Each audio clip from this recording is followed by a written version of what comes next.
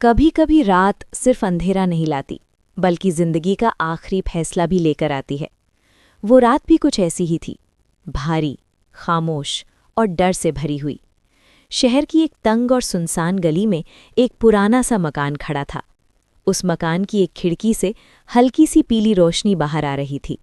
اس کمرے کے اندر ایک آدمی بستر پر پڑا ہوا تھا۔ اس کا نام سلیم تھا۔ وہ سانس تو لے رہا تھا لیکن اس کی زندگی بہت پہلے گناہوں میں ڈوب چکی تھی۔ سلیم کی پوری عمر نماز سے دور اور گناہوں کے قریب گزری تھی۔ حرام کمائی اس کی عادت بن چکی تھی۔ جھوٹ اس کی زبان پر رہتا تھا اور لوگوں پر ظلم اسے معمولی بات لگتی تھی۔ ماں کی نصیحتیں اسے بوجھ لگتی تھی اور باپ کی خاموشی اسے کبھی سمجھ نہیں آئی۔ لوگ اس سے ڈرتے تھے اور وہ خود اپنی ضمیر سے بھاگتا پھرتا تھا۔ وہ اکثر ہنستے ہوئے کہتا، ابھی بہت وقت ہے، بڑھاپے میں نیک بن جائیں گے، لیکن وہ بھول گیا تھا کہ وقت کبھی کسی کا انتظار نہیں کرتا۔ اس رات اچانک اس کے سینے میں تیز درد اٹھا، سانس بھاری ہونے لگی، دل زور زور سے دھڑکنے لگا، جیسے سینہ پھاڑ کر باہر آ جائے گا۔ اس نے اٹھنے کی کوشش کی لیکن جسم نے ساتھ نہیں دیا۔ کمرے کی دیواریں اسے اپنی طرف آتی محسوس ہوئیں، چھت نیچے گرتی ہوئی لگی، پسینے کی بوندیں اس کے ماتھے سے بہنے لگیں۔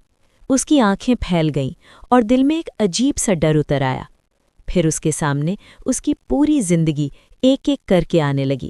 پہلا جھوٹ، پہلی حرام کمائی، کسی کا چھینا ہوا حق، ماں کی روتی ہوئی آنکھیں اور وہ نمازیں جو اس نے کبھی پڑھی ہی نہیں۔ اس کے کانوں میں ایک آواز گونجنے لگی، اگر آج ہی آخری رات ہو تو؟ سلیم نے آنکھیں بند کر لیں، لیکن یادیں اور تیز ہو گئیں۔ وہ چہرے جنہیں اس نے دھوکہ دیا، وہ بددعائیں جو اس کے پیچھے پیچھے چلتی رہیں۔ دل زور سے دھڑک رہا تھا، سانس ٹوٹ ٹوٹ کر آ رہی تھی۔ وہ ہانفتے ہوئے بولا، نہیں، میں ابھی نہیں مر سکتا۔ لیکن موت اس کی بات سننے کو تیار نہیں تھی۔ اچانک کمرے میں گہری خاموشی چھا گئی، ایسی خاموشی جو انسان کے دل کو چیر دیتی ہے۔ سلیم کے ہونٹ کانپنے لگے۔ برسوں بعد اس کی زبان سے ایک نام نکلا، یا اللہ۔ یہ نام اس نے صرف بچپن میں سنا تھا، آج پہلی بار دل سے نکلا تھا۔ اس کی آنکھوں سے آنسو بہنے لگے۔ یہ آنسو کسی انسان کے لیے نہیں تھے، کوئی دکھاوا نہیں تھا، یہ آنسو سیدھے اس کے رب کے لیے تھے۔ یا اللہ، میں نے سب کچھ برباد کر دیا، میں نے تیری نافرمانی کی، میں نے لوگوں پر ظلم کیا، میں نے تیری دی ہوئی زندگی گناہوں میں گزار دی۔ اگر آج میری جان لے لی گئی تو میرا کیا ہوگا؟ اس کا جسم کانپ رہا تھا، سانس اور کمزور ہو رہی تھی، لیکن دل آج پہلی بار سچ بول رہا تھا۔ یا اللہ، اگر ایک سانس بھی باقی ہے تو مجھے معاف کر دے، اگر زندگی ملی تو میں بدل جاؤں گا۔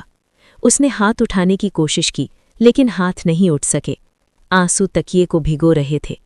اسی پل کھڑکی سے ہلکی سی روشنی اندر آئی۔ اندھیرے کمرے میں وہ روشنی امید جیسی لگ رہی تھی۔ سلیم کی آنکھوں میں عجیب سا سکون اتر آیا۔ اس کی سانس دھیرے دھیرے کمزور ہونے لگی، ہونٹوں پر آخری شبد تھے، یا اللہ، میں شرمندہ ہوں۔ اور پھر کمرہ پوری طرح خاموش ہو گیا۔ صبح ہوئی، لوگ جمع ہوئے۔ کسی نے کہا، یہ تو بہت بڑا گنہگار تھا۔ کسی نے کہا، پتہ نہیں اس کا کیا انجام ہوا۔ لیکن کسی کو یہ نہیں پتا تھا کہ اللہ دلوں کا حال جانتا ہے، وہ رب جو سچی توبہ کو آخری لمحے میں بھی قبول کر لیتا ہے۔ گناہوں سے بھری زندگی ایک آنسو، ایک پچھتاوے اور ایک سچی توبہ پر ختم ہو گئی۔ یہ کہانی ہم سب کے لیے ایک پیغام ہے، جب تک سانس ہے توبہ کا دروازہ کھلا ہے،